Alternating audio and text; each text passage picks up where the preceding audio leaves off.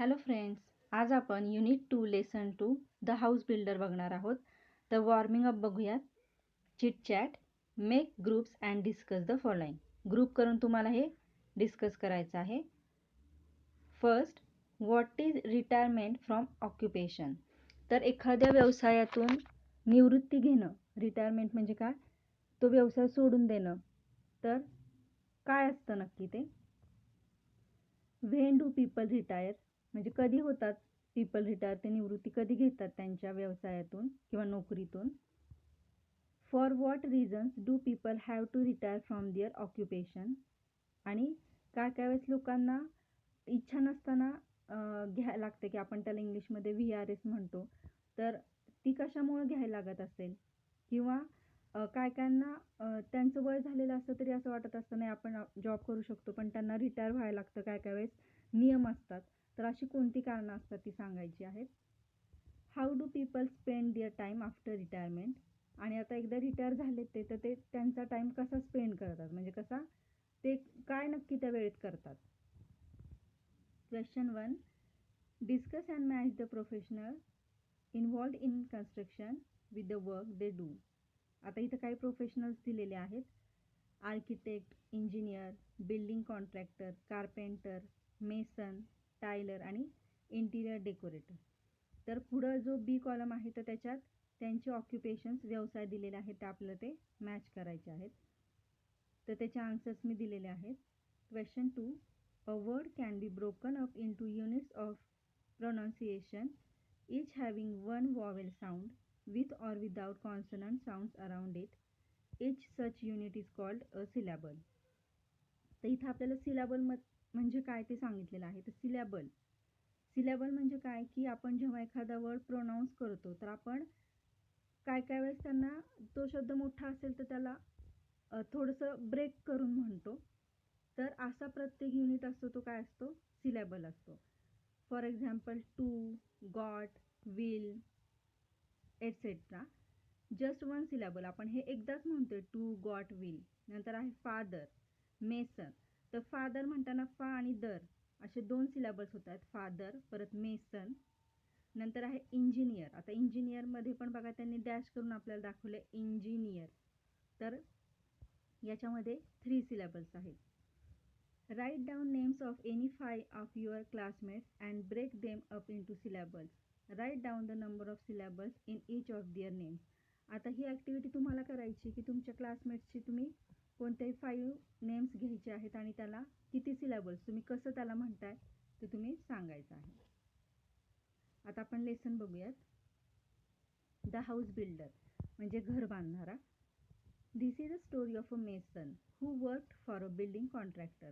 The mason always strove to do his work to perfection. आता हा जो mason आहे, जो बिल्डिंगची कामं करतोय, की म्हणजे आपण त्याला थोडक्यात गवंडी म्हणतो मराठीत. तर ते जे काम आहे, तर या लेसनमधला, या स्टोरीमधला जो मेसन आहे तो काय करतोय, strove to do his work, म्हणजे तो खूप एफर्ट्स घेतोय, खूप श्रम करतोय, त्याचं काम कसं खूप चांगलं एक्सलंट होईल यासाठी. As soon as the house had been designed by the architect and details finalized by the engineer, the contractor would send for the mason and leave the responsibility of building and house to him. The mason would then, without wasting any time, start his work. He would take great interest in his work of building and do it with full dedication. He made sure that he used the best construction material of high quality. The measurements of the walls, doorways, arcs, etc. were perfect, and he gave an excellent and appealing finish to whatever he built. The owners of the new houses built would be more than satisfied with the construction. आता या स्टोरीमधला जो mason आहे तो फुल dedication, म्हणजे अगदी 100% तो त्याचं देतो आहे त्या कामात, खूप छान करतोय. आणि अपिलिंग फिनिश म्हणजे काय, अट्रॅक्टिव्ह फिनिश, म्हणजे तो जे काही काम करतोय त्याचं फिनिशिंग पण तो व्यवस्थित करतोय. आता भिंती असतील किंवा एखाद्या भिंतींना आपण कोणता वेगळा शेप देतोय, डिझाईन करतोय, शेप म्हणजे डिझाईन करतोय, तर हे सगळं काम तो कसं अगदी परफेक्शनच करतोय. आणि त्याच्यामुळं ते जे कन्स्ट्रक्शन होतं ते चांगलं होतं आणि सगळ्यांना आवडतंय. तर आपल्याला इथं स्टेप सांगितलेल्या आहेत की आपण घर बांधायचं ठरवलं की डायरेक्ट बांधत नाही किंवा गवंडी बोलून लगेच सुरुवात करत नाही. तर पहिल्यांदा काय करायला लागतं, आर्किटेक्ट असतो तो काय करतो, डिझाईन करतो घराचं. नंतर मग ते घराचं डिझाईन कोण फायनल करतं, engineer.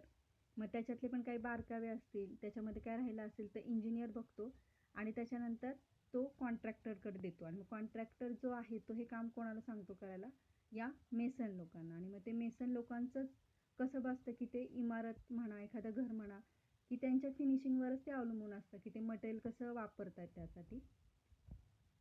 Because of the zeal, diligence, loyalty, and persistence that he displayed in his work, the mason was in great demand and fetched good business to his contractor.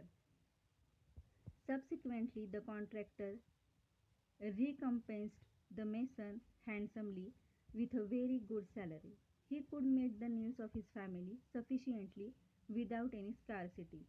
Scarcity म्हणजे कुठलीही कमतरता नाही असं. तर का असं त्या मेसनला होत होतं, कारण की तो मेसन जो होता तो खूप परफेक्ट होता त्याच्या कामात, तो कामं खूप त्याची चांगलं करायचा. म्हणून तो जो कॉन्ट्रॅक्टर होता तो पण काय करायचा की रिकम्पेन्स्ड म्हणजे त्याची जी पगार होता त्याचा जो, तर तो पगार पण तो त्याला खूप हँडसमली म्हणजे योग्य तोच देत होता, कमी पण नाही जास्त पण नाही. आणि त्या पगारात त्या मेसनचं व्यवस्थित सगळं फॅमिली त्याची चालत होती.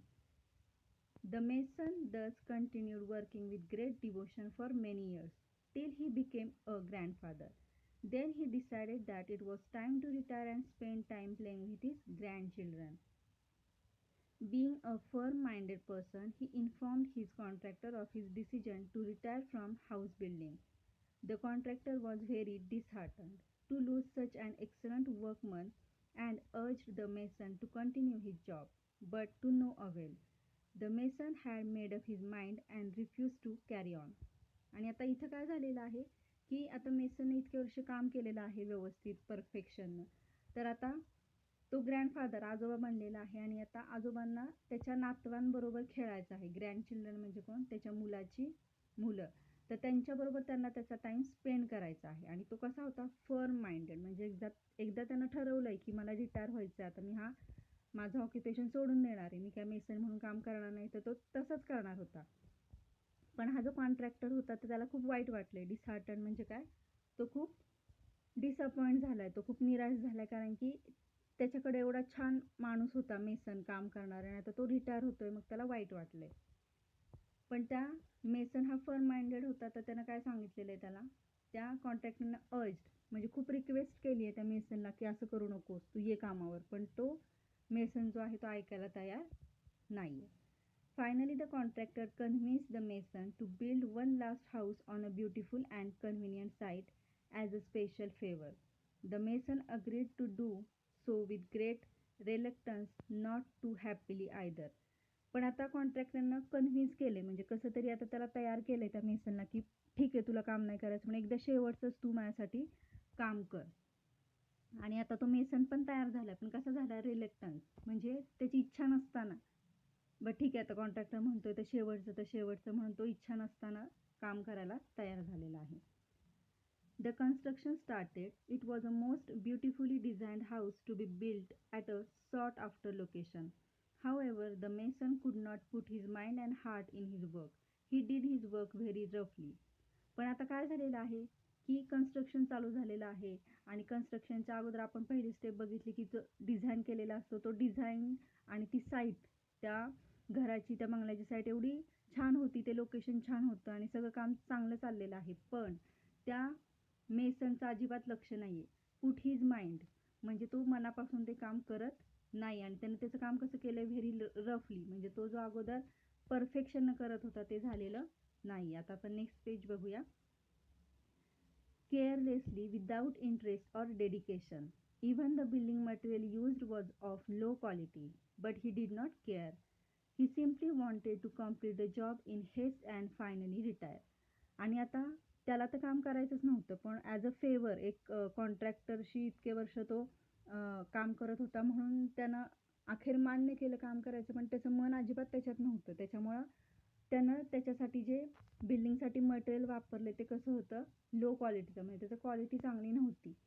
त्याच्यामुळं काय झालेलं आहे की म्हणजे त्याला काही फरकच पडत नव्हता, कारण की त्याला करायचंच नव्हतं म्हणूनच तो तसं करत होता, की त्यानं जे काही मटेरियल वापरलेले बिल्डिंगचं ते लो क्वालिटीचं होतं आणि त्याला लवकरात लवकर कसंही ते बिल्डिंगचं काम संपवायचं होतं.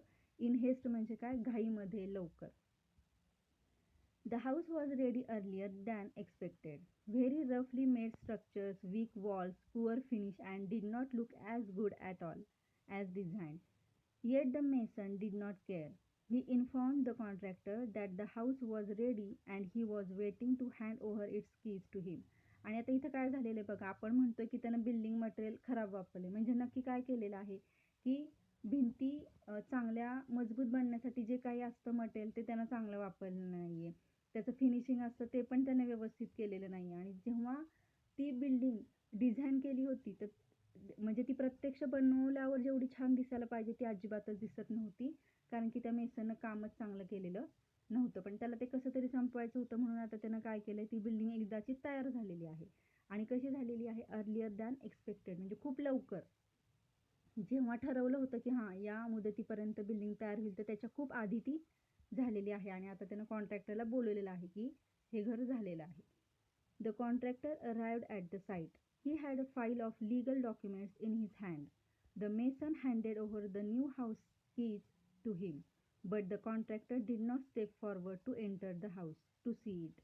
Instead, with a broad smile, he handed over the file along with the house keys to the mason and said, beaming happy tone, "These are the ownership documents of this new house in your name. The house is yours.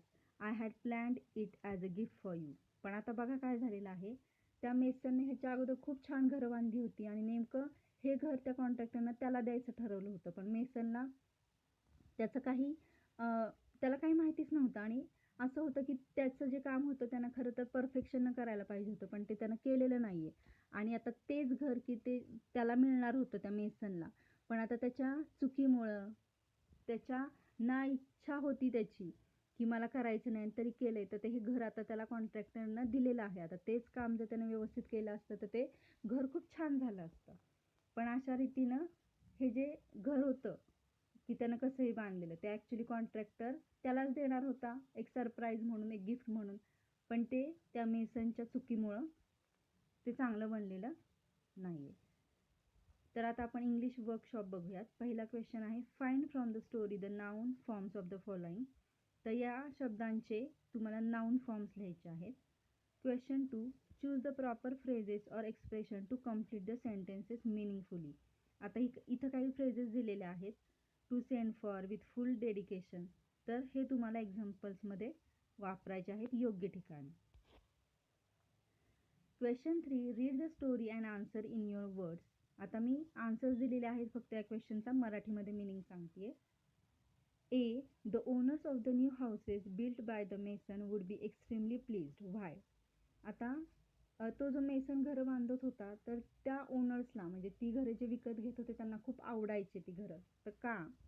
B. The contractors compensated for the mason's good work. How? तर compensate म्हणजे मी सांगितलं की तो जे काही काम करत होता मेसन, त्याचा पगार, त्याच्याबद्दलची रक्कम, तर तो कसा देत होता? C. The mason made a firm decision to retire. When? मग त्यानं तो डिसिजन रिटायरमेंटचा कधी घेतला? Question 4, read the following words from the story aloud and fill them in the proper columns. आता इथं काही वर्ड्स दिलेले आहेत, तर ते वर्ड्स प्रोनाऊन्स करताना पण तुम्हाला समजेल की तुम्ही तो 1 सिलेबलमध्ये करताय, 2 मध्ये करताय, 3 मध्ये करताय का मोर दॅन 3 मध्ये करताय. इथं क्वेश्चन 1 चे आन्सर्स आहेत, इथं 2 चे, 3, 4. Question 5, words that have the same sound or pronunciation but differ in spellings and meanings are called homophones. For example, here, here. आता इथं आपण एक नवीन टर्म ग्रामरमधली शिकणार आहोत की होमोफोन्स. तर होमोफोन्स म्हणजे काय, की ते वर्ड्स की ज्यांचं प्रोनाउन्सिएशन म्हणजे आपण त्याला उच्चार म्हणतो ते सेम असतात. आता त्यांनी एक्झाम्पल दिलं हेअर, हेअर. तर बघा हेअर, हेअर आपण हे सेम प्रोनाऊन्स करतोय, पण त्यांचे स्पेलिंग्स डिफरंट आहेत आणि त्यांचे मीनिंग पण. मग आता आपण पहिल्यांदा घेतलं HAIR, हेअर म्हणजे काय, केस, आणि दुसरं हेअर प्रोनाऊन्सिएशन सेम आहे पण स्पेलिंग डिफरंट आहे, HARE. तर या हेअरचा अर्थ आहे रॅबिट, ससा. तर इथं आपल्याला काही वर्ड्स दिलेले आहेत, तर त्या वर्डसाठी आपण होमोफोन्स लेसनमधून शोधायचे आहेत. B. Select any 3 pairs of homophones from above and make simple sentences of your own to show the difference in their meaning. आणि आता आपण हे होमोफोन शोधले की त्याची वाक्य बनवायचे आहेत. तर आता आपण पाहिलं आहे वेस्ट. तर वेस्ट म्हणजे आपण त्याला कंबर म्हणतो मराठीमध्ये. नंतर आहे knew, it is a past tense of know, माहिती असणे. तर ह्याचे आन्सर्स पण मी खाली दिलेले आहेत. Question 6. Always do your best. What you plant now, you will harvest later. Write a paragraph on the above topic with an interesting example of the same. आता इथं तुम्हाला थोडक्यात एक लाईन दिलेली आहे, एक मॉरल दिलेला आहे आणि त्याच्यावर तुम्ही स्टोरी बनवायची आहे. की याचा अर्थ आहे की जे पण तुम्ही काम करता तर ते बेस्ट करा. आणि आज तुम्ही काय प्लॅन करणार आहे म्हणजे तुम्ही लिटरली अर्थ घ्यायचा नाही की काहीतरी तुम्ही लावलंय आणि ते उद्या चांगलं येणार आहे. तर इथं अर्थ असं घ्यायचं की तुम्ही आज काही जे चांगलं कराल त्याचं फळ तुम्हाला उद्या मिळणार आहे. म्हणजेच काय, आता आपण अभ्यासाचं उदाहरण घेतलं की आत्ता तुम्ही जर अभ्यास चांगला केला तर तुम्हाला पुढं त्रास होणार नाही आहे. का तर पुढे एक्झाम्स आहेत किंवा नंतर तुम्ही जसं 9वी 10वीत पुढं जाताल तर तुम्ही अभ्यासाची सवय तुम्हाला आहे, तर तुम्हाला ते कोणतंही सिलेबस असेल, सब्जेक्ट असेल, तो कठीण जाणार नाही. तर त्याचं पण मी एक्झाम्पल दिलेलं आहे. हे होमोफोन्सचे एक्झाम्पल्स आहेत. हे आपलं क्वेश्चन 1 होता, त्याचे आन्सर्स आहेत. इथं प्रोफेशनल्स आणि त्यांचे ऑक्युपेशन्स. आणि इथं मी एक्झाम्पल दिलेलं आहे क्वेश्चन 6चं की एक लहान मुलगा असतो तर त्याला चॉकलेट पाहिजे असतं, म्हणजे आणि त्याला ते सगळंच पाहिजे असतं, त्याला ते शेअर करायचं नसतं बहिणीबरोबर. आणि ते चॉकलेट तो शेअर करायचं नाही म्हणून त्याची खेळणी तोडत असतो. पण त्याची आई त्याला व्यवस्थित अगदी समजावून सांगते आणि तो हाफ चॉकलेट द्यायला तयार होतो. तर या ठिकाणी आपण असं पण म्हणजे काय काय होऊ शकतं की बरं ठीक आहे, आता रडू नकोस, खेळणी तोडू नको, तू खा सगळं चॉकलेट, तू देऊ नकोस, तू शेअर करू नको, असं होऊ शकतं. पण या स्टोरीमध्ये आईनं त्याला समजावून सांगितलेलं आहे व्यवस्थित आणि त्याला ते पटलेलं आहे. मग जेव्हा तो त्याच्या आत्याकडे जातो तर आत्याचा मुलगा पण लहान असतो आणि तो सेम तसंच करत असतो की त्याला चॉकलेट शेअर करायचं नसतं. पण या मुलाला त्याच्या आईनं खूप छान समजून सांगितलेलं असतं की तो छोटा मुलगा त्या आत्याच्या मुलाला समजावून सांगतो की असं करू नको किंवा काय असेल त्याच्या आईनं सांगितलेलं. म्हणजेच काय की त्याच्या आईनं त्याला चांगलं समजावून सांगितलं होतं. त्याच्यात काहीतरी चांगली क्वालिटी त्यानं ट्राय करायचा प्रयत्न केला होता त्याच्या मनावरती. तर ते त्यानं पुढं फ्युचरमध्ये त्याचा उपयोग केलेला आहे, म्हणजे त्यानं ते लक्षात ठेवलेलं आहे. तर अशा रीतीने आपण हा क्वेश्चन सोडवलेला आहे आणि आपला लेसनही एक्सप्लेन होऊन झालेला आहे. तर हा लेसन कसा वाटला ते मला कमेंट करून नक्की सांगा. थँक्यू.